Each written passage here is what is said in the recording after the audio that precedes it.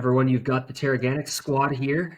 You've got Chad Krause, CEO of Teraganix. You've got Andrew Smith, our brewmaster and production manager here at Teraganix. You've got Tjaša Krause, head of our agriculture department, and Matt Peranick, myself, head of marketing here with Teraganix. This is some of the front-facing team that, if you're in touch with us at Teraganix, you're likely talking with one of us four, if not a small handful of others. But yeah, we're excited to have this discussion today and use this time to really kind of recap some stories and just some fun testimonies that we've had throughout the past year in 2024. We're going to use it as an opportunity to, again, kind of allow everyone to get to know a little bit more about the Teraganix team, a little bit of our mission and our vision, a little bit of backstory on EM-1, which is a really core component in our business, and also learn a little bit of why that isn't the end-all be-all within the Teraganix business, and what else we bring to the table to help support a overall what we think of as a regenerative future for all of us here on Mother Earth. So yeah, just again a little bit about myself. I've personally been with the Teraganix team for just about a year, and was brought into the fold by Chad.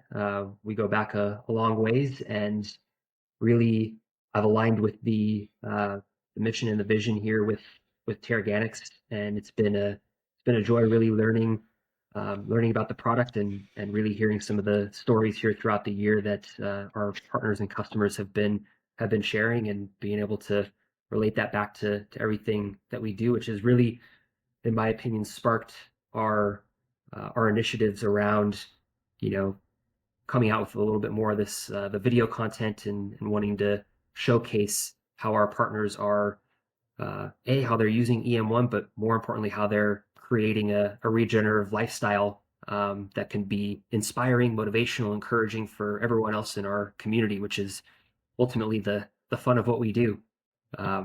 So let me kick it over to Chad. Give us a quick intro. Yeah, hey, I purchased the company in April of 2021, and we were kind of learning that whole process. It really began in 2020 when I first got introduced to Teraganix. And since then, I've been the CEO, and I like to call it the Chief Crap Shoveler. And my goal is to handle the things that nobody else wants to, and free up the incredible team to do what they're really good at and enjoy doing. Andrew, let's kick it over to you. Well, I've been with the company. I'm the old hand in more ways than one. I've been here now for 11 plus years, starting this year. Came up, used to work in warehousing and production, but came over to Teraganix. And if somebody is looking either for direct-to-customer help or a farmer help, I'm the person that they usually talk to. Activation process, sometimes problem solving, sometimes just gathering information from them and helping them. Awesome. How many gallons of EM-1 do you think you've activated in your life? Over 1 million liters. I like liters. All right. Yep. Easier metric. Yeah. All right, take it down to Tjaša. Hi, I'm Tjaša. Well, me and Chad are actually married, to address the elephant in the room. But it really is a family business, and I've been with a company about 2.5 years. My focus is, as Matt mentioned, head of the agriculture department. So I mostly work with our farms, bringing them on board the big deployment projects, help our sales team when they need me, we're bringing more and more farms on board, and just all the agricultural stuff goes to me. Awesome. So we're going to talk a little bit about EM-1. We'll get a little bit into the nitty gritty on what effective microorganisms are, what role they play. We're definitely going to talk about activation and its key role in everything we do, and how it serves as a catalyst for a lot of our protocols. We're going to definitely take the opportunity to share stories and testimony. We just have so much of that's floating around that we feel like we want to externalize and express, that I feel like will relate to the discussion. So we'll kind of keep it fluid and organic in that way.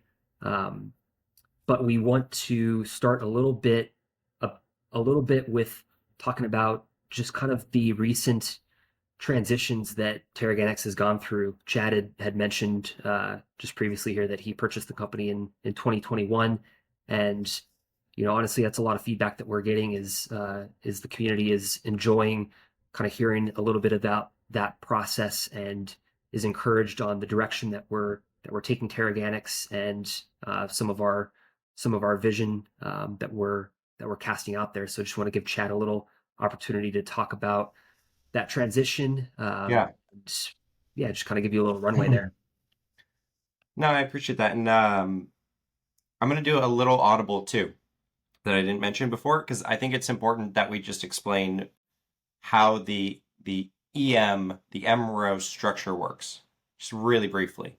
So effective microorganisms was developed in Japan in the early 80s. I want to say it was 1982 by Dr. Higa, brilliant guy, and PhD, and honestly, he was in agriculture. It was a borderline accident that got him to think differently about how microbes interact together, and the manufacturing process, and the blending of, harmonizing of microbes.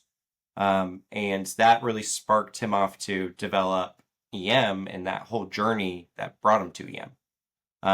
And so from there, instead of going the corporate route where they just own and run everything, their perspective of it is, let's have regions kind of own their future, and we're gonna support them, and they need to support us, and like the whole ecosystem.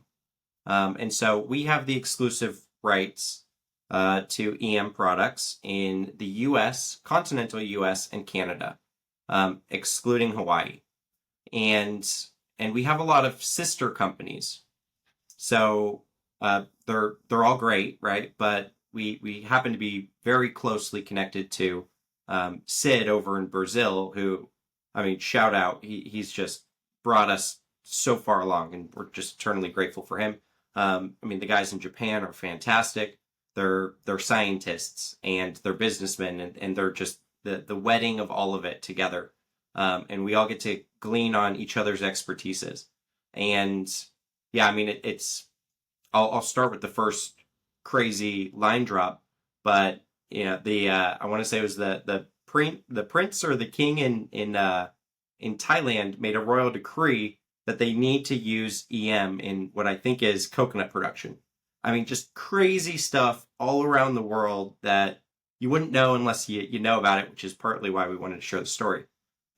So I went off script there a little bit, so I'll get back on script. Self-accountable. And so, again, I had a business partner, just absolute legend of a human.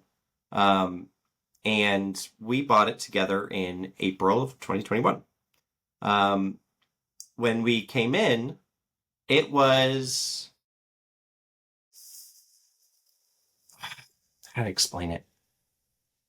There was a much more significant manufacturing component, and we used to, and Andrew knows this, of course, and we used to produce and activate ourselves a lot of EM and ship it out. And our approach, because EM does so many things, part of the challenge was that a technology that can do so much, how do you make it clear to the customer, the end user, what it is, what it does? And one of the ways is you create a bunch of different labels, a bunch of cool, fancy sounding names, and some of them are unique, and tailored to a specific use case. But pretty often it's actually just the incredible concentrate that is EM activated, and that we sell. And so we used to do that, and we used to have quite a few licensed manufacturers that used to activate and sell activated EM. And so we had direct relationships with farmers, with corporations that needed water treatment, but not as many. We were heavily reliant on these different partners. And how we've transitioned is we've gotten much closer to the global EM community and EM standards. And so we rely on them like their gospel, because they've been doing it for decades, and there's a lot of brilliant people around this. And so we lean into that even more. Another thing that is a core value that we all share is self-empowerment. And so instead of labeling it something and just saying, hey, here's your agricultural, here's the one for your livestock, right? Hey, it's EM. You can activate it yourself. You don't need to pay us to activate it for you. We'll ship you the ingredients. We'll teach you about it, and Andrew's been instrumental in that. We'll teach you about what it is, what you're seeing in that activation process we'll go into later, and how you can utilize it, and how you can actually think of it as a tool and not a means or an ends in and of itself. And so we've made a lot of operational changes because of that. We used to charge an annual fee for licensed manufacturers to have the right to produce the product.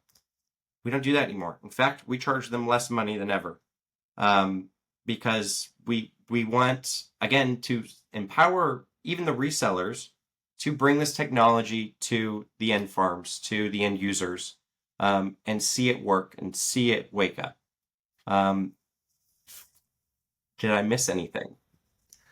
I would say that one, just from having a little bit of outside perspective and then some inside perspective here over the past year, one approach seems like we've taken is, and had a lot of great feedback on, which just keeps us doubling down, is building the one-to-one connections with our customers, or as Andrew aptly names them, our partners.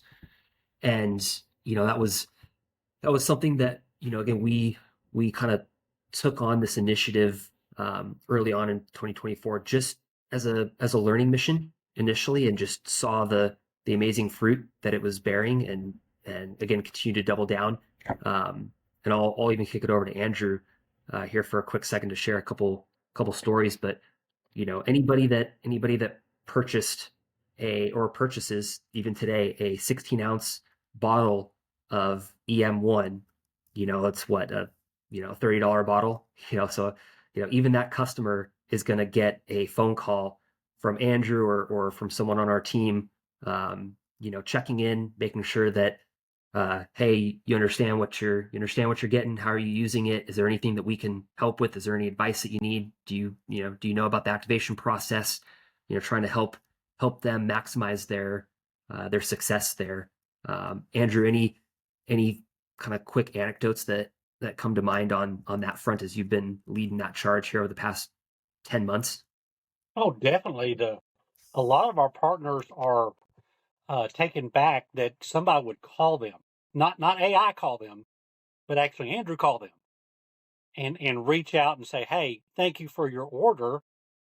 Did you know you could activate it? Here's how you activate it. Let's jump on a quick call, and go through that process with them. And it's the culture that we've, I think, individually and collectively here, especially on this call, that we've set out to establish, as this is the culture that we want to embody.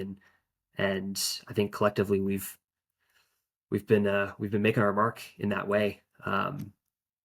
We want to talk a little bit about EM technology in general. So, yeah, let's Can I piggyback off you? Sure. These four people, well, I guess I just included myself. These three people and myself, like these are the people that are responsible for the culture that you see today. If you like it, I hope you like it. If not, it was the other guys wherever they are. But no, I mean, I'll take every opportunity I can to just share my freaking gratefulness every day for you guys. So yeah. Well, Sorry. let's bring Tjaša into the fold.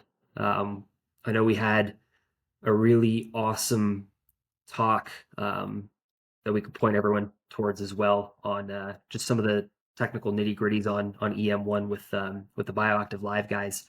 But Tjaša, if you would just kind of give us a little, and especially for anybody who's been listening here for a number of minutes and doesn't fully understand or grasp what EM technology is, can you give us a little bit of the high level, and then we can start to poke at some of the nitty gritties with you? Yeah, I would approach it of I love to explain it through a natural microbiome, which is kind of like what I love about it. And then I think in the more like technology, Chad's gonna dive deeper. But everything around us, we have a microbiome, our gut microbiome. All the animals around us have it. The soil has it. The water has it. These are the little guys that we don't see, the microorganisms, the fungi, the bacteria, even the viruses that live in that microbiome. And pretty much the health, the our health, our immunity, our how we feel, it all comes from how balanced and healthy the natural microbiome is. So that's the gist of like the microbes, and that's what we do. What EM-1 does, we address that microbiome. And I would like to give the word to Tjaa to explain exactly what EM-1 does and exactly what it is in that ecosystem. Yeah, so I mean, you've said it really well, right? And I know you know this, but EM is a blend of photosynthetic, um, of fungus, yeast, and of lactobacillus, right? So those typically operate in different pH environments. Through the process, Dr. Higa was able to harmonize them.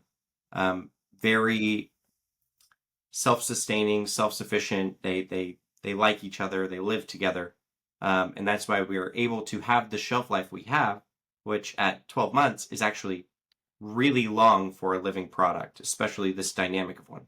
Go ahead. So there's just, and let me jump in there real quick, because I know that I mean, obviously there's other products out there that are microbes or microbial inoculants, using a lot of the same terms and Yeah. kind of the buzzwords.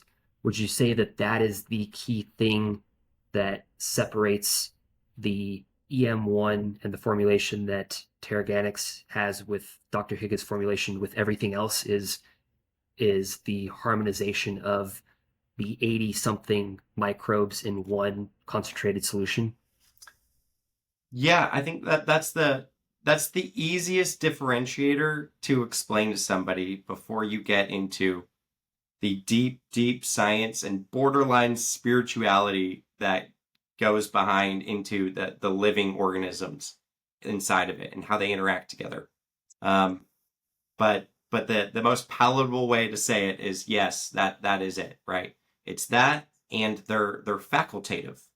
So what facultative means, if you don't know, is facultative microbes they're kind of like Schrodinger's cat in a way, or like if you get into like quantum physics, right, where before you observe, I believe it's an atom, right? It's both positive and negative.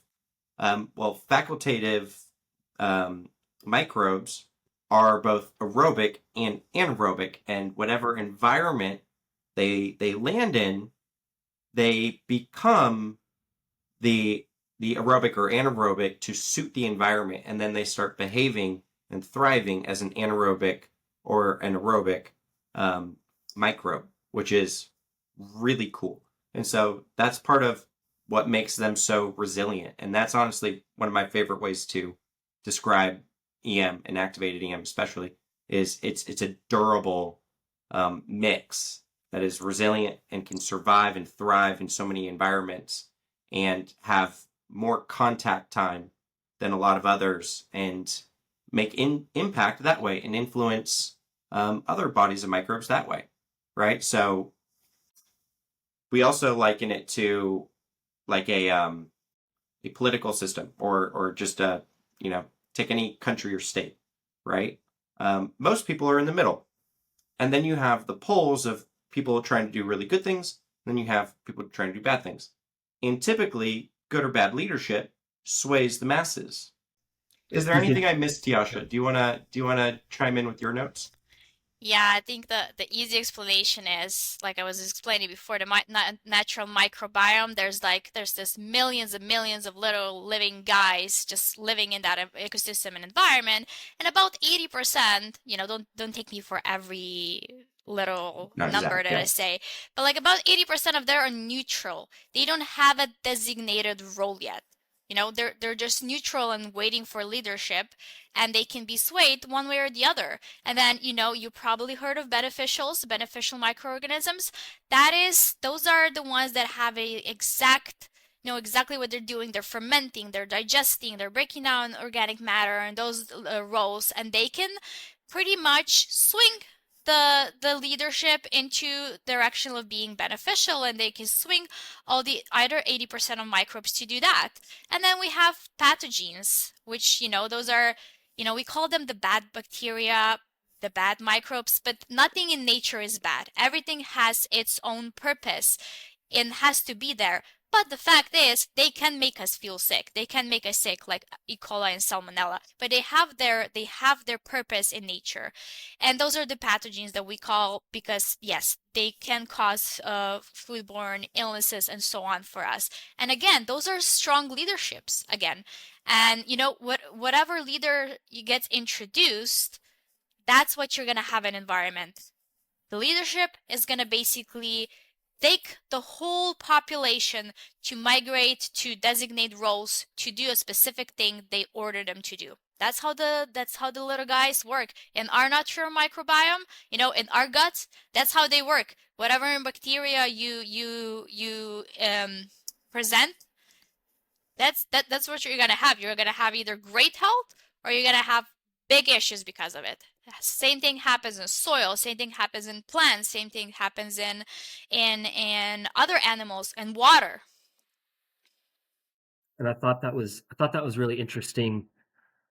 Knowing and learning, even like call them the dilution or the application rates, in that, when you're applying EM or activated EM, it's not like you're overloading whatever it is, your soil or an ecosystem, with a ton of these beneficial microbes.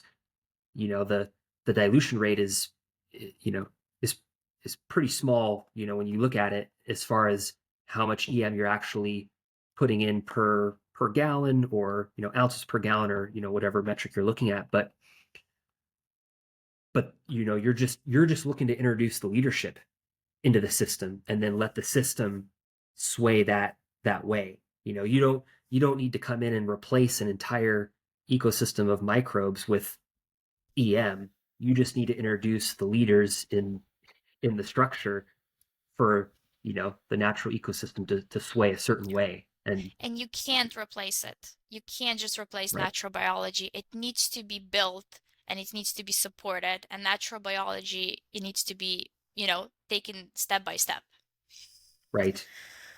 And so, a lot, and it's interesting because, what we, as far as a product goes, what we have, EM-1, our concentrate solution, is, as Chad mentioned, has a really long shelf life of, at least 12 months, as far as our expiration dates, which is really, really strong per the standards. However, they're essentially, and the way that I think about it is, there's a way to wake up those, more dormant, that concentrate, and create a more potent, active, live solution, which we call and refer to as the activated EM-1. And, not sure who necessarily wants to start and feel this, but what I want to get out of it is just kind of talking about what that activation process is and what it entails, what's happening during that activation, that fermentation process, and then we can kind of spin that off as far as different ways on how that allows us. Because really, ultimately, why we want to discuss this is just because that activated EM is such a catalyst for a lot of the use cases or the protocols that we put into place. All stems from having an activated product, and then now that we've got these live microbes, now how do we go send them out to do certain roles? I can feel the what it looks like to start brewing the process, and we'll have Tjaša, the microbiology part of it. So whether you're getting a 16 ounce or even a tote of EM-1, that is what we call our seed.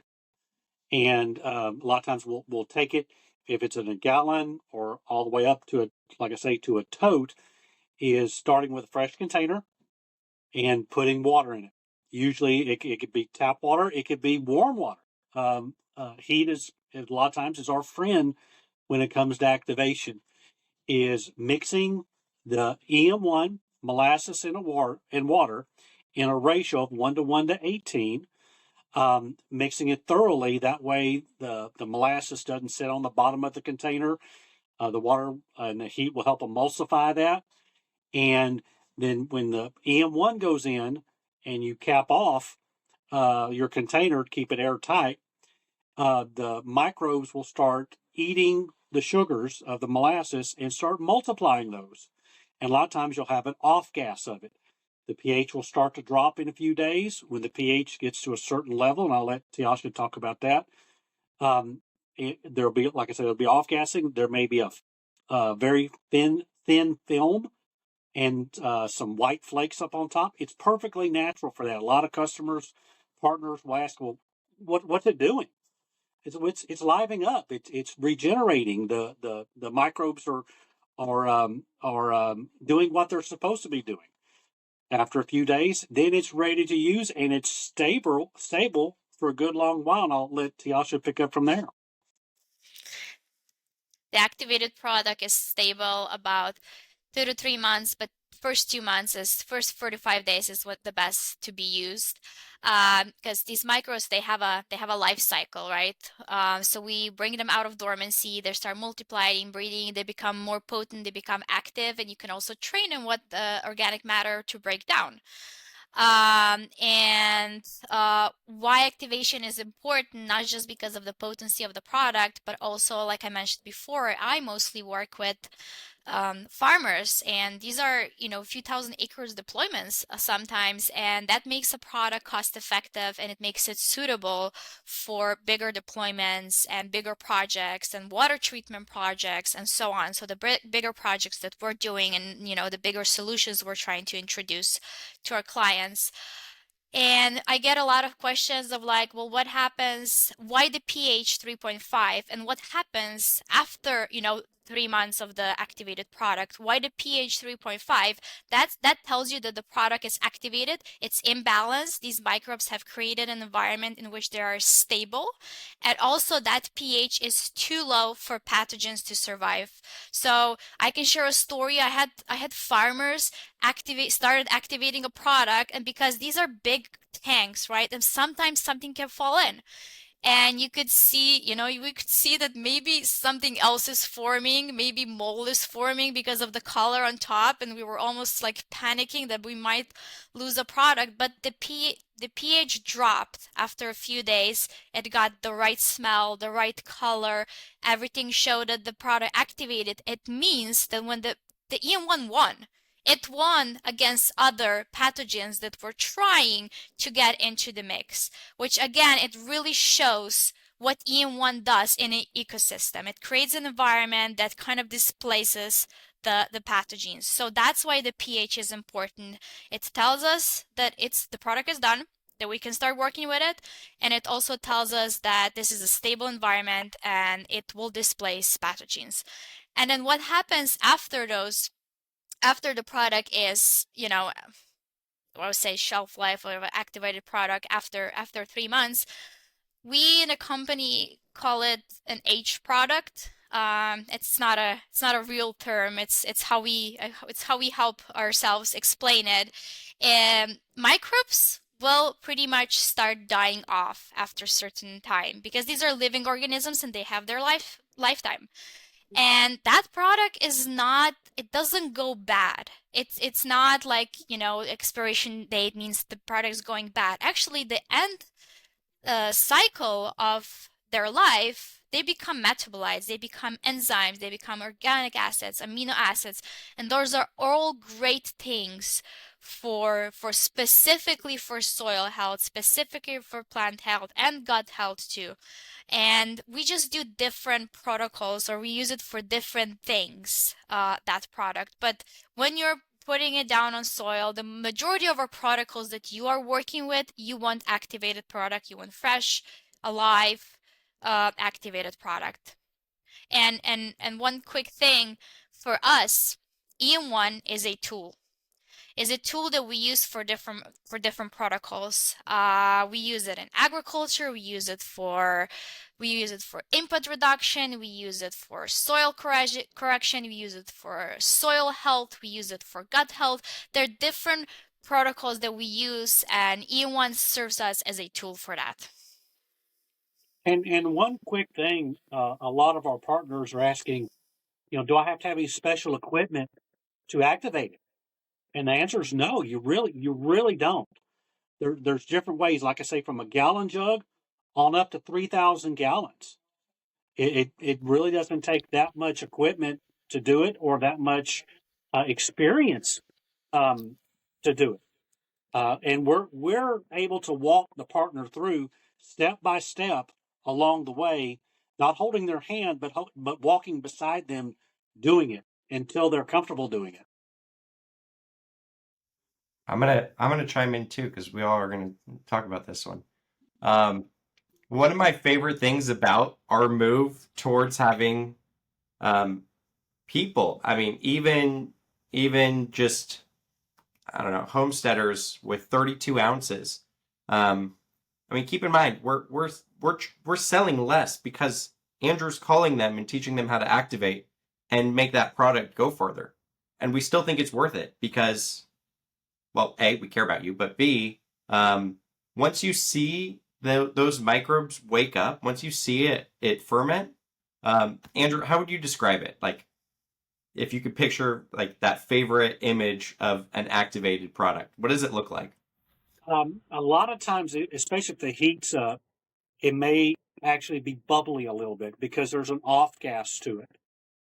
There's a smell, like a sweet, vinegary smell that is very, very recognizable. It can nearly take your breath away. It smells great to me. It's got even a molasses smell to it. There may be a film on top, or even, like I say, white flakes. Yeah, white flakes that are on top. And the customers, partners will ask about that. And yep, perfectly natural. That's what we want to see. It just looks gnarly. Sorry to the surfer in me is coming out, but it's teething with life. And the more that other people see that, it can't be bad for them, for the business, for understanding and being curious about what it is that we do. Anyway, I'll turn back to you. But Chad, one thing that I feel like we get asked all the time, and it's amazing. It's amazing to see, just kind of the almost call it the experimentation with this process, where one of our partners understands what's happening in the activation process, and we'll get asked, hey, can I use X, Y, or Z in the activation? Hey, can I use kelp in there, or can I use a different sugar source? Does the molasses, can I use, cane molasses versus Blackstrap? And I think it gives us here, but overall it gives us an opportunity to, just really recenter on, as you mentioned earlier, kind of why we're doubling down on the EM Japan and the MRO gospel of the activation protocol. Why we're, I would say why we're really saying it's that 1:1 to 18 ratio. Why we're driving home the importance of the molasses source, and just kind of the overall standardization of the activation process. Not to say that it's not fun, and if you want to go test an activation process and protocol, we're always there on the other end saying, hey, let us know. Like we're as curious as anybody. But what is the like, talk to me about that standardization process that we've been going through over the past year or two. Yeah. I know you fielded it to me. Do you want to take it, Tjaša, or you want me to take it? Okay. Yeah, so 5% is the global standard.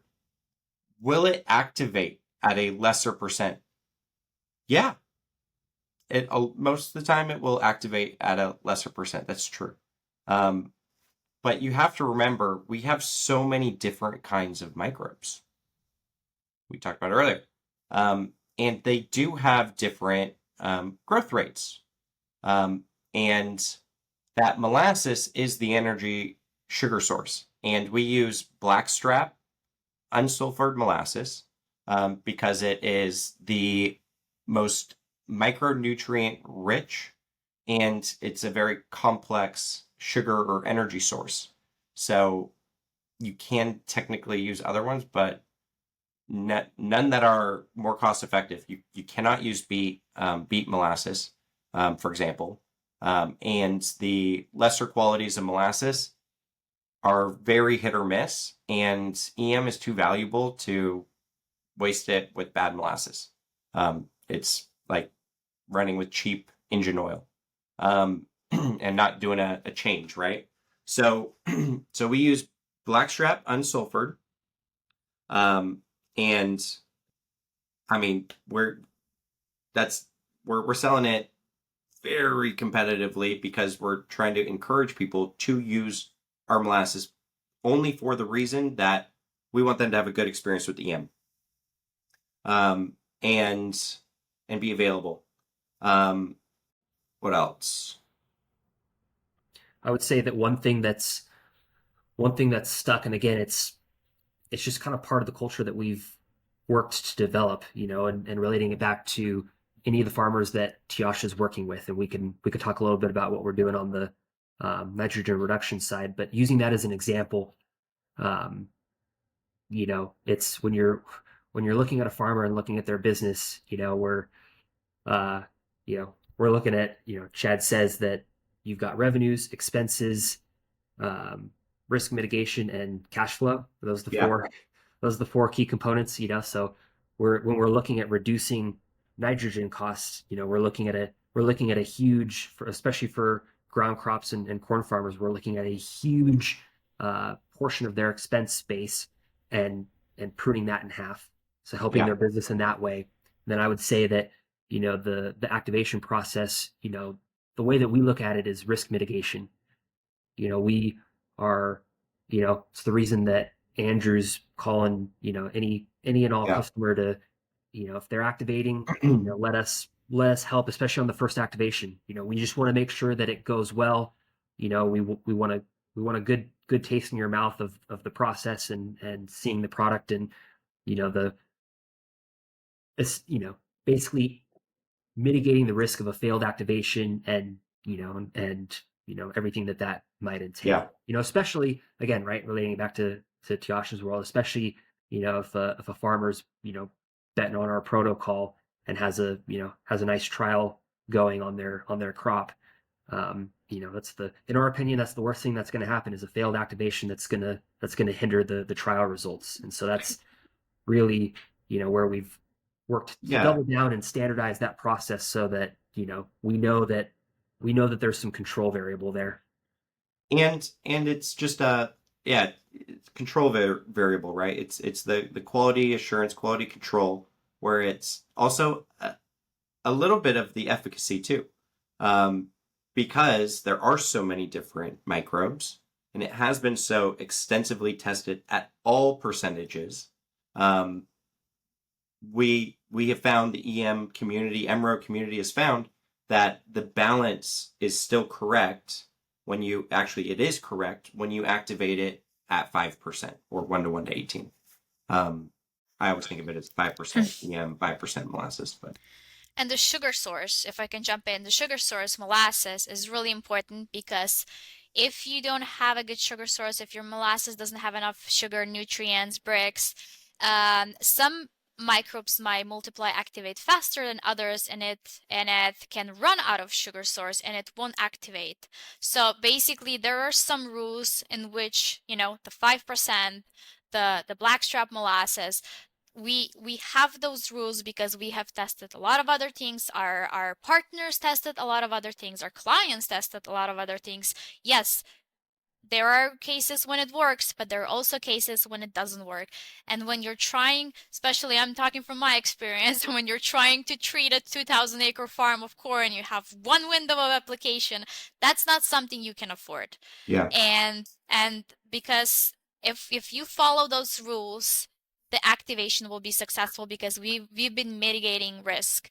And these are the touch points where we can avoid risk. Yeah. One question that people have asked me is, why can't I use cane molasses with the same amount of brick or same amount of sugar content in it compared to blackstrap molasses? Do one of y'all want to touch base about that?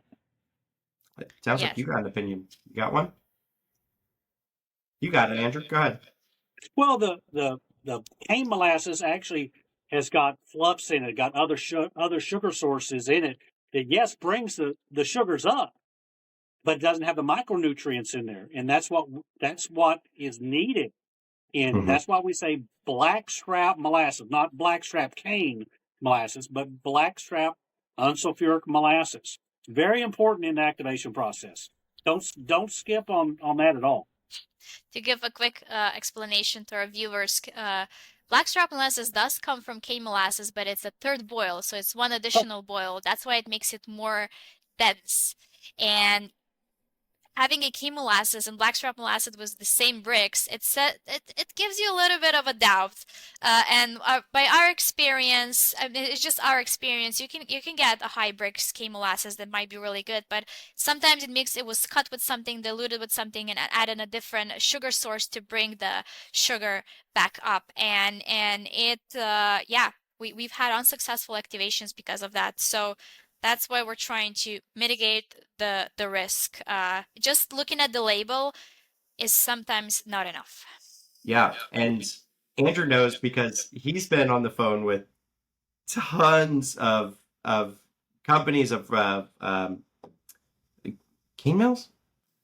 Yeah, and like just sourcing molasses, and most of the molasses and sugarcane production is from Louisiana to Florida, which is right next to where the warehouse and Andrew sits in Eastern Texas. And so that's partly why it's there, is we're a quick source to the source of molasses.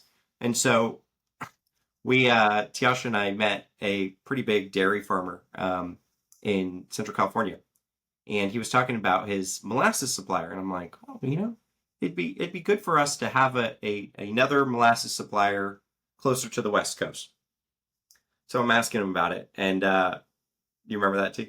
And he goes, yeah, but you can't really trust him because sometimes he'll pull a fast one on you and sell you beet molasses, and so you got to test it.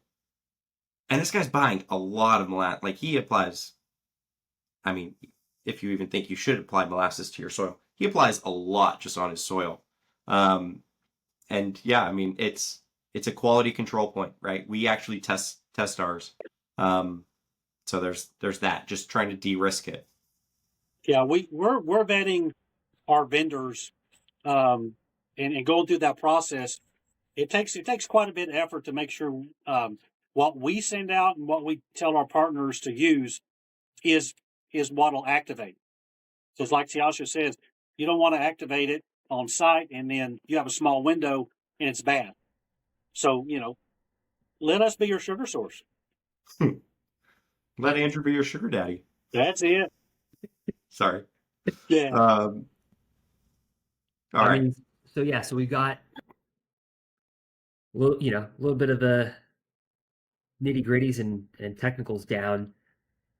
I mean, Chad, you mentioned it early on as far as, coming into this company fresh, just like mind blown as far as, how many ways this product is being used, how it's being applied, and just kind of you know, the curse of just 1,000 different ways to use this product. Where do you hone in on? Where do you focus on? Um, and I think it's really, again, kind of interesting how we're focusing on the activated EM as a catalyst, and now as Tjaša mentioned, it's a tool to do this or to do that. Um, I mean, we can kick it around and just kind of talk about some of the top use cases that we're seeing. Maybe I'll kick it over to Tjaša to just kind of talk about some of the nitrogen reduction use that we're seeing. We can kind of let it flow from there. Yeah. Well, first of all, a lot of our clients and the users of EM-1 are from gardeners to homesteaders. A lot of people use it for their gut health as a probiotic. It's used in water treatments. Um, so many different use cases. Sometimes there's stories that come in that you're just like almost mortified of, like, the experiments people are doing and getting great results, but like, how did you even come up with the idea to do that? But our biggest focus right now is commercial agriculture. And we care about everyone that's using it. That's why we pretty much go on the phone, especially for the first activation, and making sure you do it correctly. Even if you're going to use it on 2 tomato plants at home, we care about everyone that's using it. It's in our community.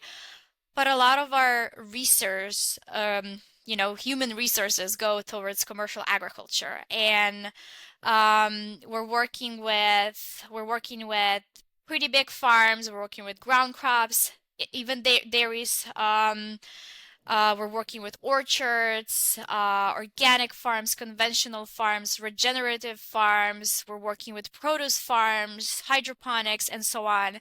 And one of the biggest hits was our nitrogen reduction protocol. Because I mentioned before, EM-1 is a tool for us, and we can do different protocols. And we're not focusing on selling the product. I feel like I'm more a project manager.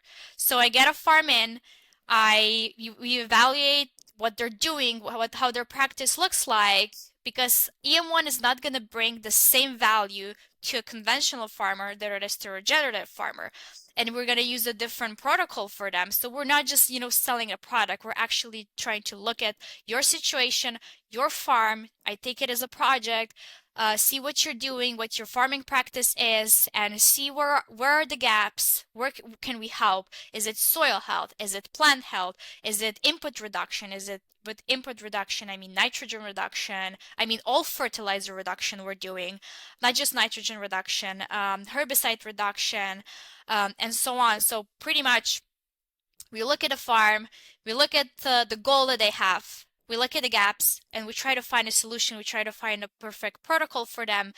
And then when we define a protocol, when we define how big a trial is first year, and then bigger deployment, next year, because we like to see side-to-side results, especially on nitrogen reduction. We are very encouraging into side-by-side trials so that you really see how your field with 50% nitrogen is performing exactly the same as the field you've been putting the same amount of nitrogen for decades on, or even better sometimes. And we look at that, and then we help you with logistics, like how are you gonna, we teach you how to activate it, when to apply it, because part of when I say protocols, it doesn't just mean use the product. It means how you use it, when you use it, what do you combine it with?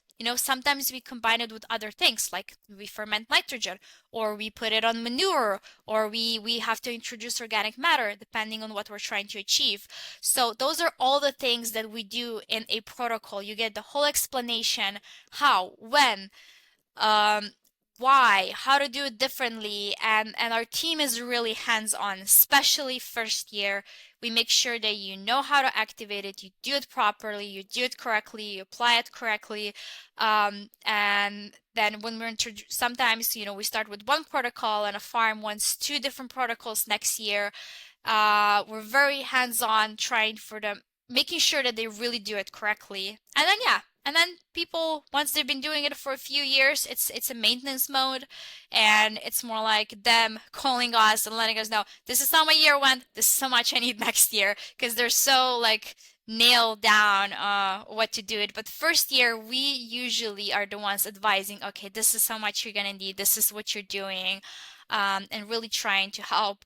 And in a spirit of building a community and really being there for our farmers, we always check with everyone end of the season for farming. That is usually October, November. How the season went. What can we do better? What can we do next year? How can we help you more? And we also visit a lot of farms. We visit them when they have success. We visit them when maybe the trial didn't go exactly as they wanted to, and we can do something better. And we really care about the success of each and every client that comes in through our doorsteps.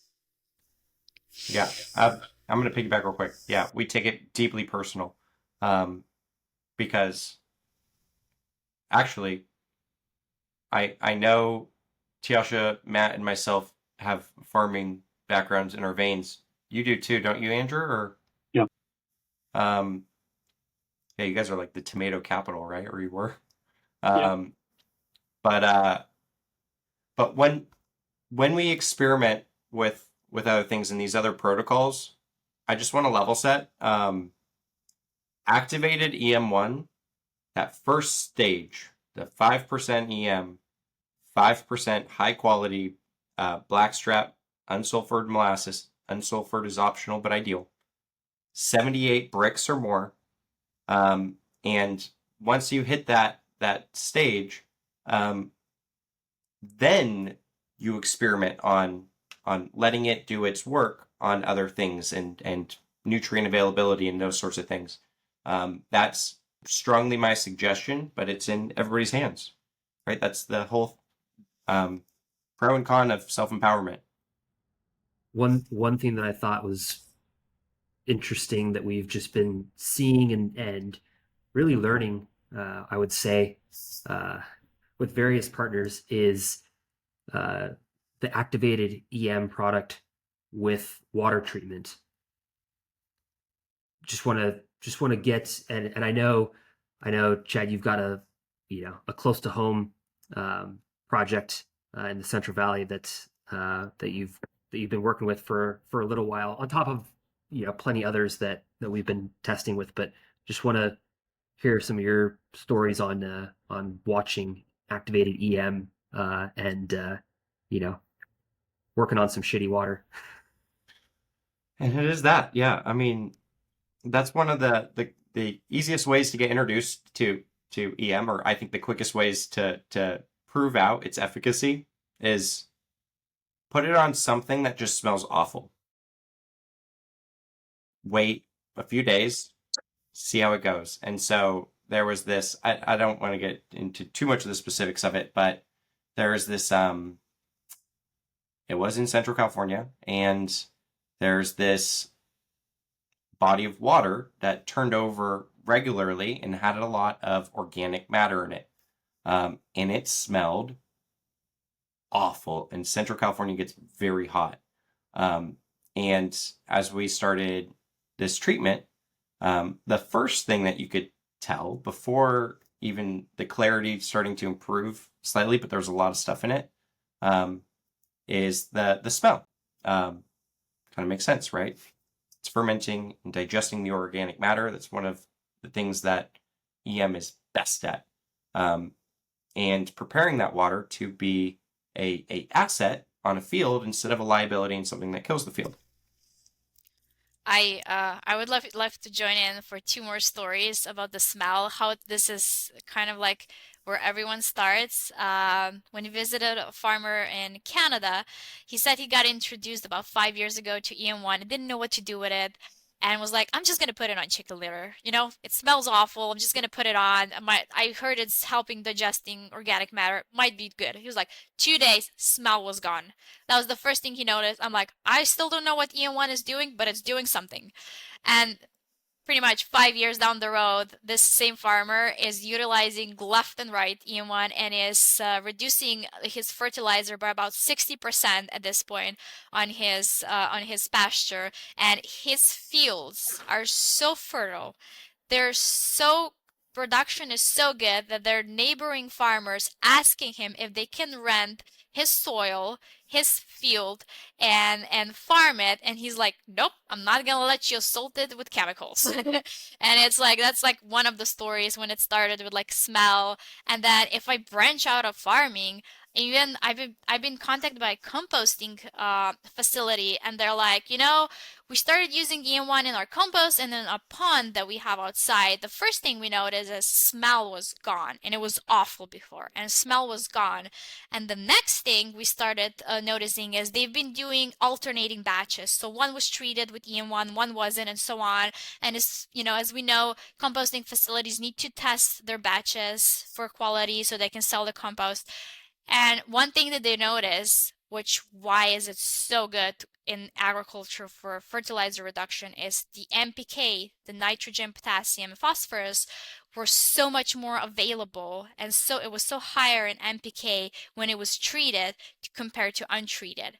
And that's also one of the main reasons why we're so successful in reducing fertilizers, is because what we have on hand is so much more effective and more available to plants because of breaking down that EM-1 does. And those they all came from, the first thing I noticed is smell. I'm going to turn it back to you, Andrew, because I know your stories are going to be the best, because you're the best storyteller by far and away of us all, and you have so much good stuff. But a quick shout out. We actually, somebody from our soil, or Matt Powers' courses, reached out to us, and we work with in Canada, Randy. We love him, and his family is amazing. So anyway, shout out anywhere we can. But yeah, water treatment is a great use case, and it's in. You can look up the Genki Ball, Genki, I believe, project in Waikiki, like that body of water just behind that beach in Hawaii. Those guys over there, again, that's a different sister company to us, but they're doing God's work over there. And I've been binging YouTube videos, just looking at people's reactions to it. And again, smell's one of the first things that they say. And then clarity of water. The water column's starting to clean up. The turbidity is how they measure it. And then the presence of fish, of different life, and so on and so forth. All right. Andrew, I can't wait to hear yours. Well, I've got two, so bear with me. One was years ago. A guy called me not too far from our facility and heard about us, and what he does. It's called Youth with a Mission. It's up close to Tyler, Texas, which is rose capital of like Texas or the world. I'm not sure which one, but a lot of roses.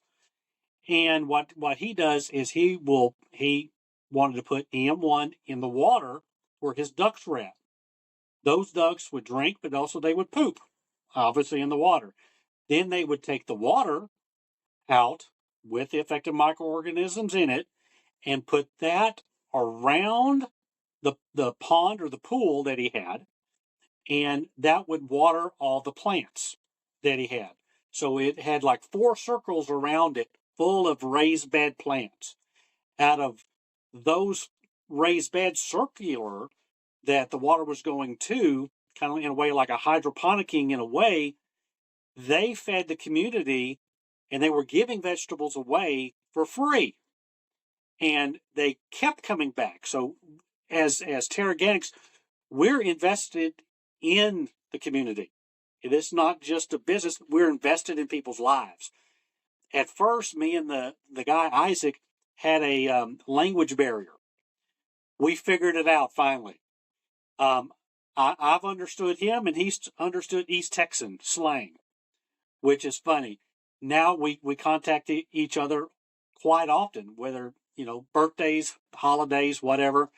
And here recently, this last growing season, he sent us pictures of all the people that came through the line just to get free vegetables from them, which appreciate what they do, but glad we were a part of it. Another story was a girl we call Uma, or bokashi, which bokashi is we take effective microorganisms. We take the activate EM-1, some rice bran, and some a little bit more molasses and water, mix it together, let it ferment. It's a compost accelerator. And she was in composting. Now, this girl is 8 years old, contacting us about it, that she got into it with her parents and her younger sister during COVID. They had to have something to do. So this girl took on the project as she wanted to learn about it. And she had her composting buckets and things.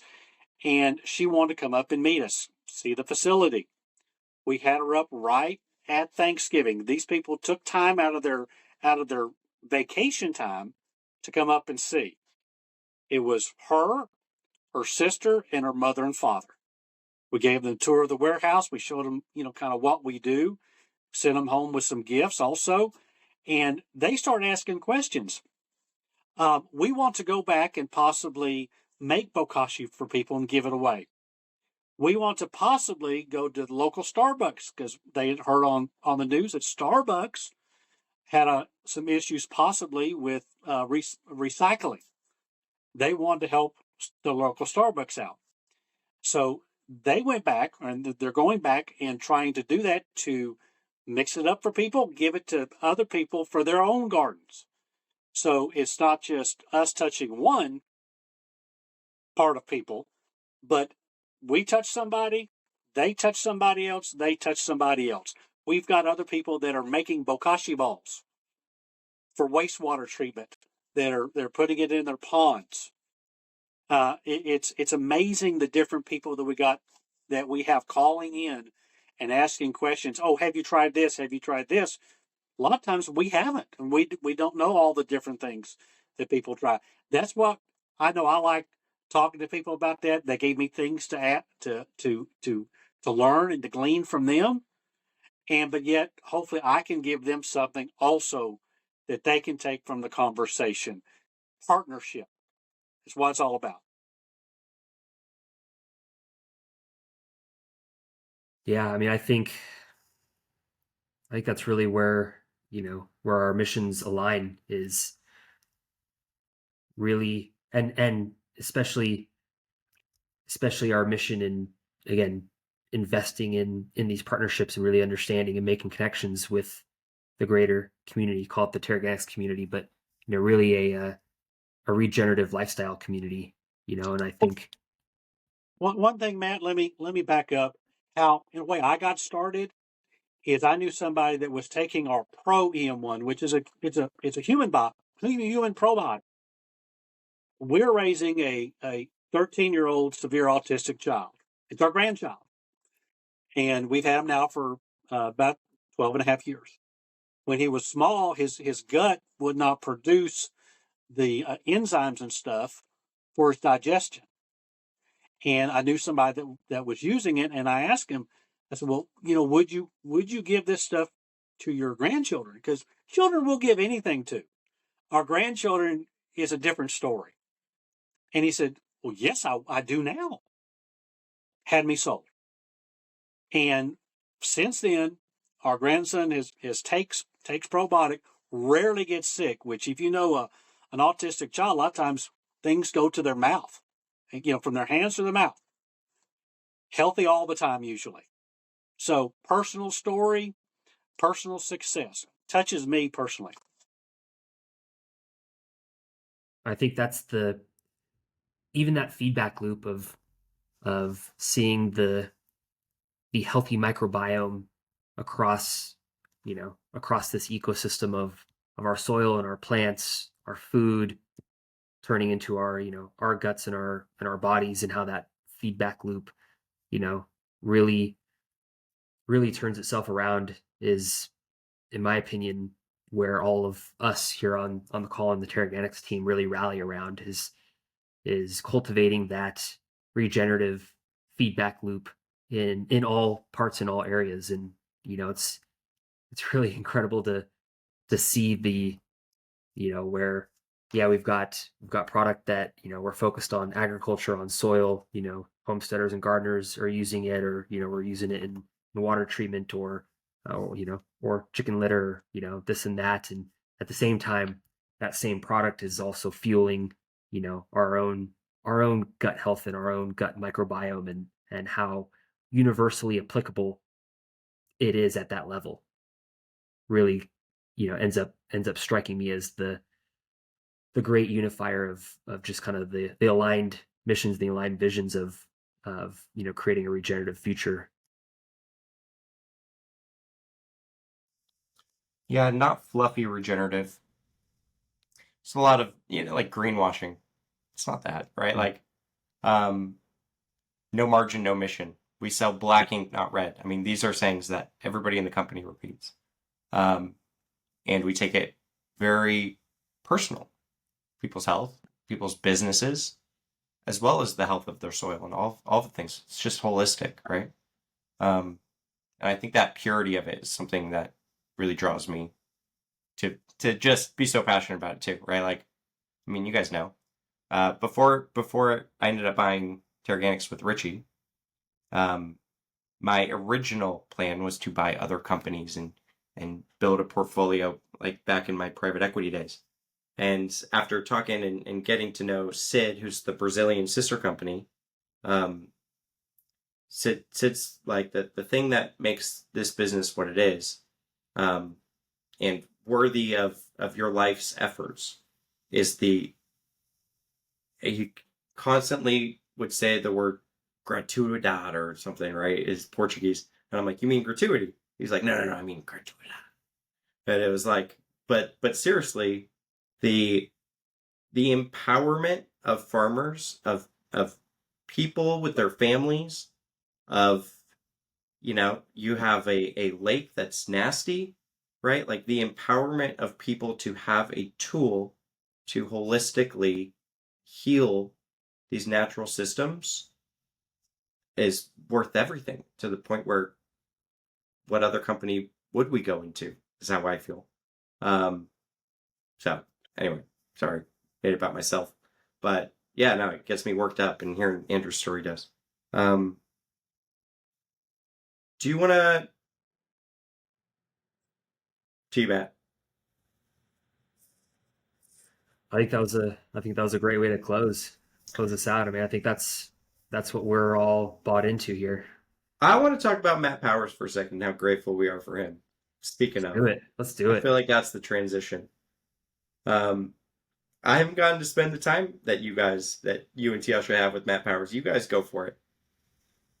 Yeah, I mean, I think it's been incredible, just being able to hear his stories as well. He's got very similar testimony with EM, and has told us how instrumental and foundational the EM technology is to a lot of his work, a lot of his business and what he teaches, and is very grateful for our position and our role in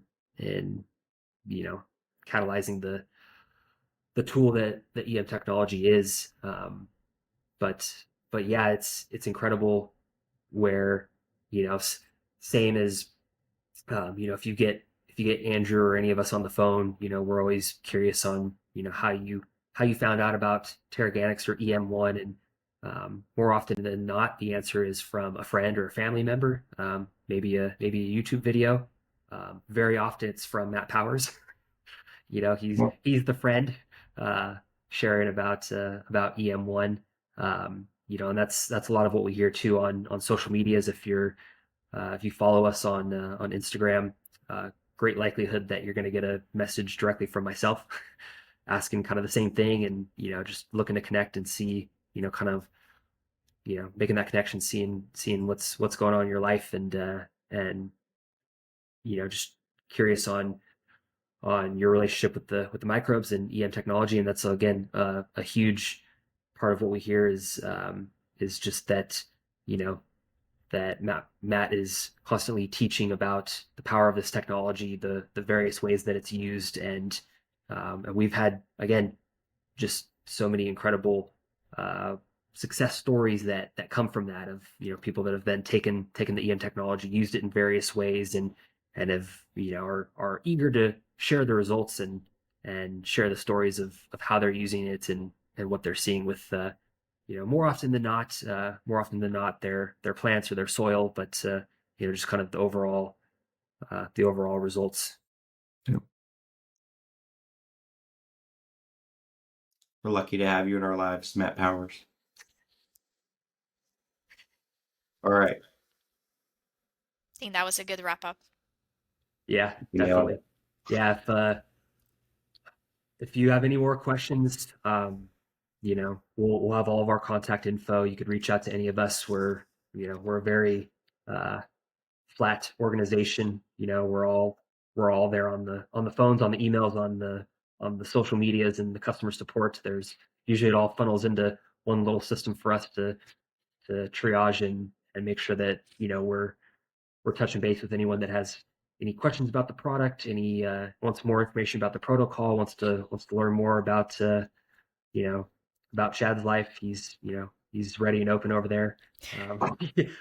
Anything in between. That's why we're here, and that's why we're all loving the Teraganix businesses, because it's enabling us to just see how everyone is using these tools in their lives, and it encourages us, it motivates us on the daily, and that's really one of the big powerful kind of ripple effects that we found, is just being able to continue to share those stories around with the community, and your success story makes its way to someone else, and has a real impact. So we love being the conduit for that. One other thing too, I'd like to plug. We're trying to think of ways to support whoever is listening to this. I know Matt Powers is thinking the same thing in terms of content. And so we've got Jan Dutton lined up, who is a PhD physicist, I want to say, and has developed a forecasting system to help with planting times.